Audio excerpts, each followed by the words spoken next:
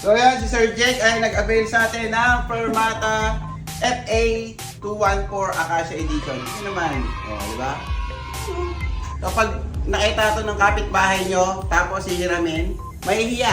Tignan nyo, hindi naman tuners. Baka Fermata yan. Mahihiyang hiramin yan. So dahil nakapag-avail siya ng 5,000 pesos up, so meron siyang isang bola para maglaro sa ating Pachinko game at meron siya pag-asa manalo ng beat strings acoustic guitar. Sana pala rin sir ha. Sir, ang gagawin mo lang sir, magbubunot ka lang dito. Bubunot ka dito sir. Bubunot ka para saan mo ihuhulog yung bola. Yan. Sige sir, pakikiano mo na. Yan. So ito mo sa camera. Number ano? 7. Yan Yan Sana pala rin. Ayun lapit na.